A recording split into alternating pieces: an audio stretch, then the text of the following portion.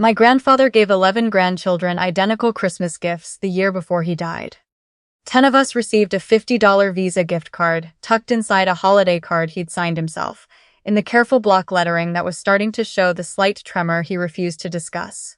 I got a gift card too.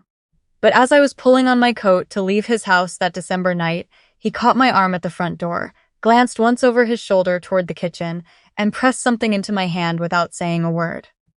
It was a small box, cedar, I thought, though he never told me, that he'd made himself in the workshop attached to his garage, the one that always smelled like sawdust and machine oil no matter the season. He just looked at me for a moment, eyes clearer than they'd been all evening. Then my aunt called from the kitchen that the pie was getting cold, and the look passed like it had never happened, and we both pretended it hadn't. I put the box on my bookshelf when I got home. I didn't open it. I told myself I was waiting for the right moment, but that wasn't honest.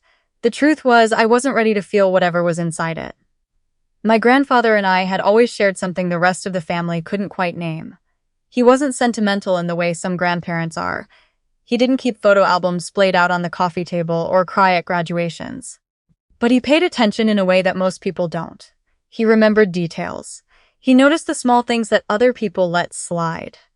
And the weight of that little box, sitting on my shelf through the gray Ohio months that followed, felt like more than I was ready to carry alongside everything else. He died the following August, a Wednesday morning, at home, in the way he'd always said he wanted to go. His name was Alton Cresswell, and he'd built, over the course of 41 years, a small chain of hardware stores in central Ohio that still carried his family name. He started with a single location in 1981, a narrow storefront on the corner of Maple and 5th that the previous owner had let fall apart. And by the time he retired at 72, there were 4 Cresswell hardware locations spread across 2 counties. Not a fortune. Not the kind of thing that makes news. But it was honest work, built honestly, over a lifetime. And the weight of it showed in him the way long labor shows in people who are proud of it without needing to say so. He knew the names of employees whose children had grown up and left for college. He kept a jar of peppermints at the register in every location because he'd noticed, decades earlier, that kids dragged in by their parents on Saturday errands were easier to manage with something sweet to focus on. He was that kind of man. The kind who solves problems before announcing them. What none of us knew, what I would eventually come to understand, he had spent years knowing alone, was that for 9 years before his death, money had been steadily leaving those stores through a channel no one had thought to look for, because the person creating it had made herself so useful that questioning her felt like ingratitude. My uncle married her 12 years before my grandfather died. She came into the family at a barbecue, confident and warm and quick with a joke, and by the following Thanksgiving, she was already the one managing the seating chart and making sure everyone's wine glass was refilled. That's the only way I can describe her now without the lens of what I know. She had a gift for making herself indispensable. When my grandfather's memory started showing cracks, around 2014, she was the one who stepped in. Just temporarily, she said, just until he found someone permanent to handle the books. She learned his banking passwords, because his hands trembled on the keyboard. She drove him to the accountant every April and sat beside him in the meeting and answered questions on his behalf, because it was simply faster that way. She organized his prescription pickups, updated his insurance paperwork, handled the vendor calls he used to love taking himself. Helpful, she was relentlessly helpful. My uncle managed one of the store locations and had always been better with people than numbers. He was the first to admit it, and there was no shame in it. He trusted his wife completely.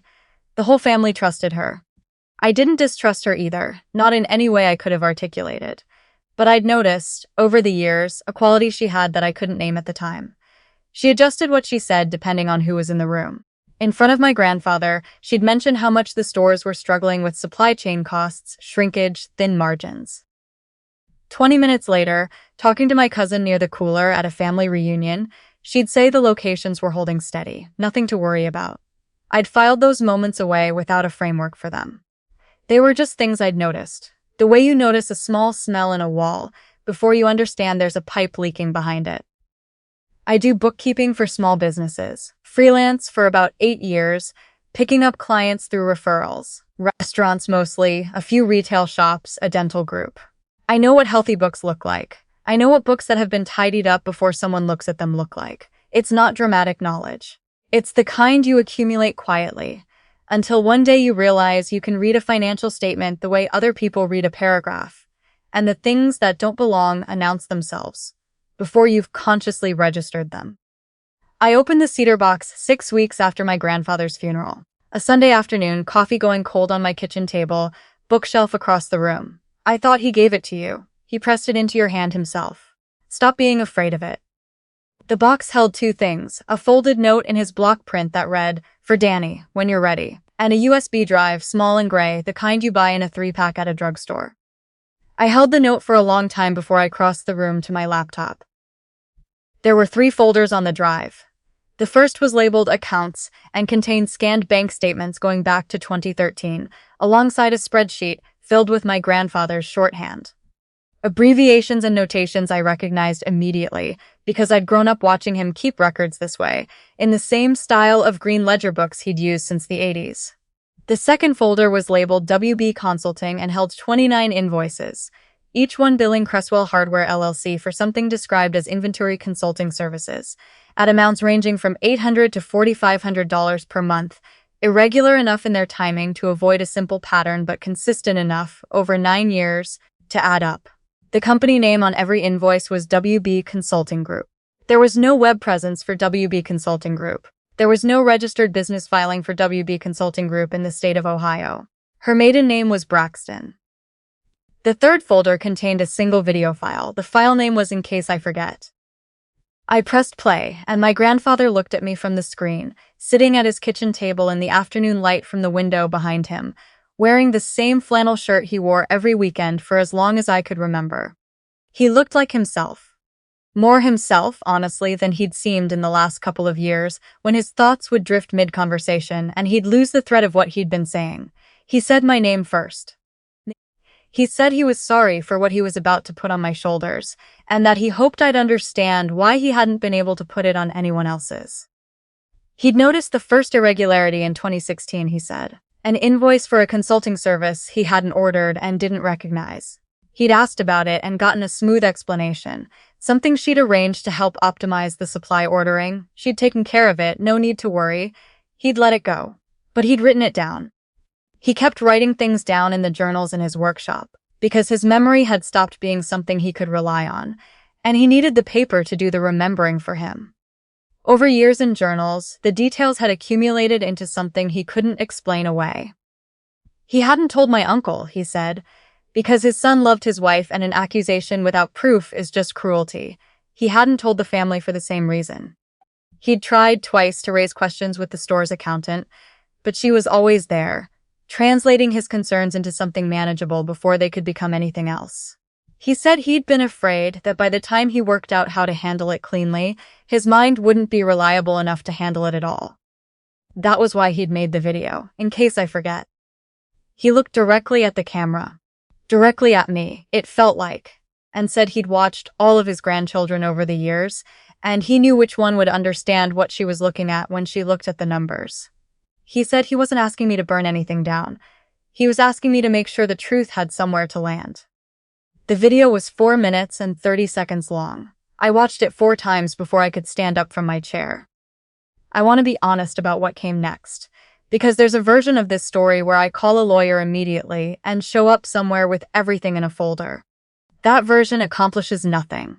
She had 9 years of smooth explanations, and I had a USB drive and a home video that her attorney would spend 20 minutes characterizing as the confused ramblings of a man with documented cognitive decline. I needed more than a pattern. I needed the pattern confirmed by someone with standing and credentials, and no personal stake in the outcome. I called a CPA I'd worked alongside on 2 restaurant clients. A woman named Luz who'd spent 15 years doing forensic accounting for insurance litigation before going independent. I explained that I had what appeared to be systematic invoice fraud through a shell company spanning close to a decade, and that I needed someone I could trust absolutely to help me build a picture of it that would hold up to scrutiny. She met me the following week and spent 3 hours going through everything on the USB drive. When she finished, she was quiet for a moment, and then she said, "Okay, let's figure out what we actually have." What we actually had, after 4 months of cross-referencing my grandfather's records against the store's filed tax returns, the operating bank statements, and the incorporation records Luz pulled for every entity tied to her name across Ohio, Indiana, and Kentucky was this. $1.4 million had moved out of Cresswell Hardware's operating accounts over 9 years through WB Consulting Group, incorporated in Indiana under her maiden name at a P.O. box in Indianapolis. The invoice amounts and dates in my grandfather's files matched the wire transfer records in the store's business banking history, with a precision that didn't leave room for coincidence. There was also a secondary channel, a vendor account for janitorial supplies run through a company that existed on paper, owned by a cousin who had been paid to serve as the registered agent, and had, as far as Luz could determine, never supplied so much as a single bottle of clean solution to any Cresswell Hardware location. Luz kept asking me gently but persistently when I wanted to take it to the estate attorney. Every time I said, not yet. Because I knew something she didn't know I was waiting for. The estate was still in probate. And one of the store properties, the Route 40 location, which my grandfather had owned the building outright, had a potential buyer, a regional hardware co-op that had been in quiet talks with the estate attorney for months.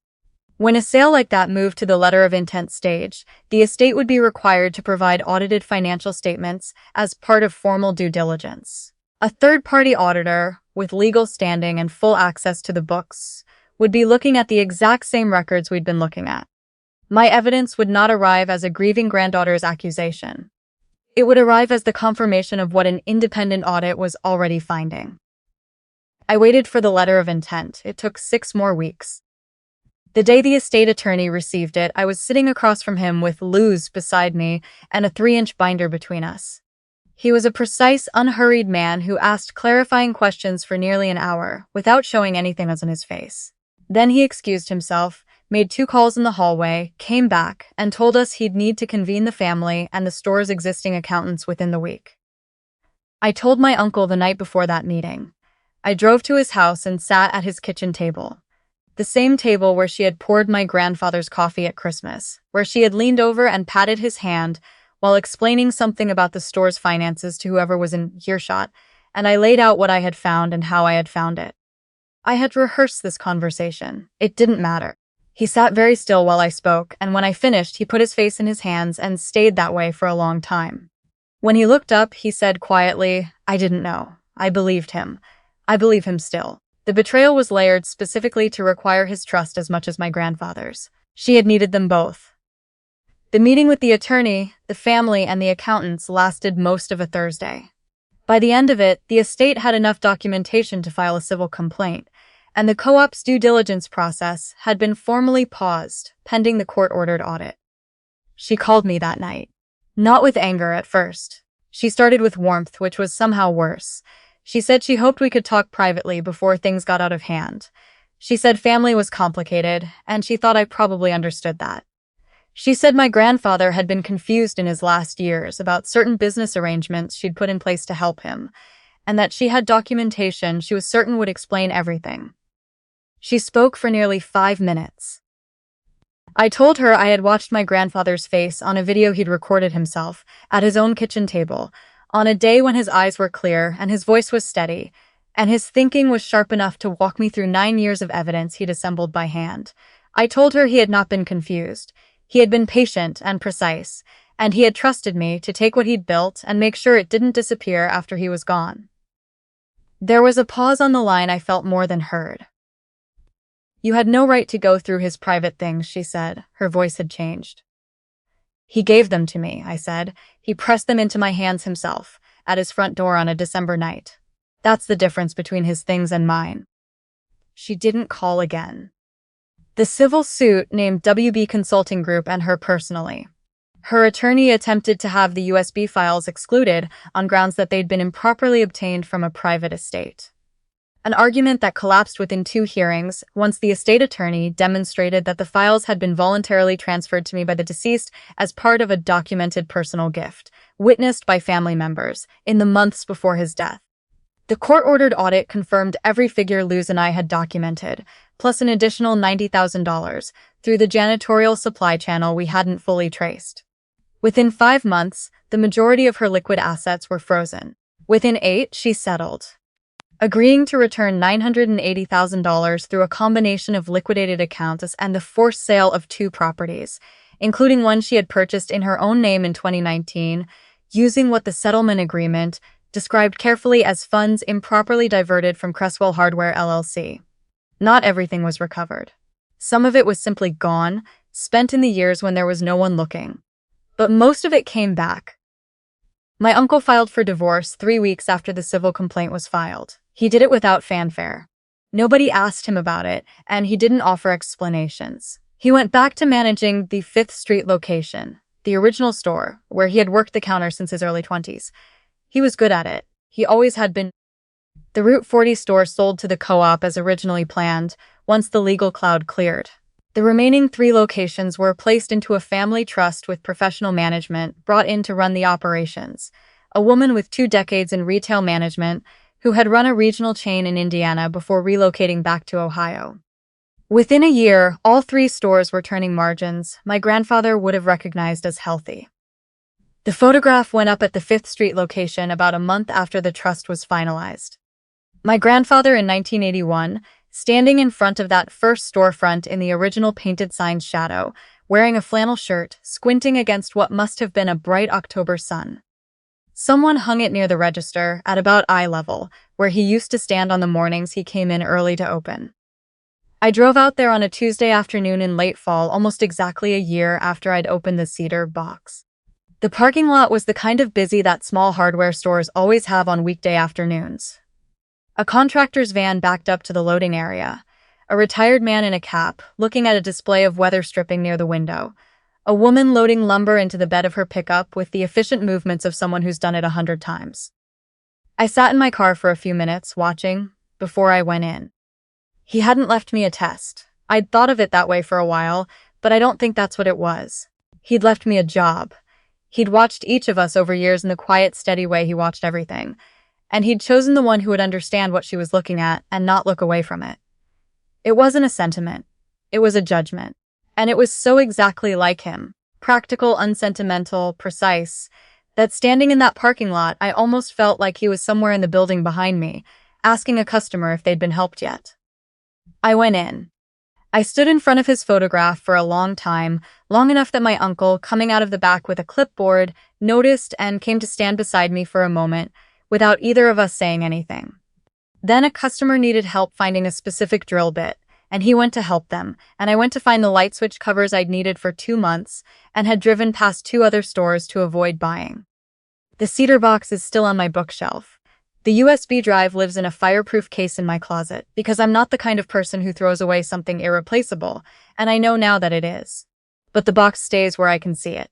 He built it himself, in the workshop that always smelled like sawdust, and he pressed it into my hands at his front door on a December night while the pie was still warm and the family was still talking in the next room. He knew what he was doing. He always did.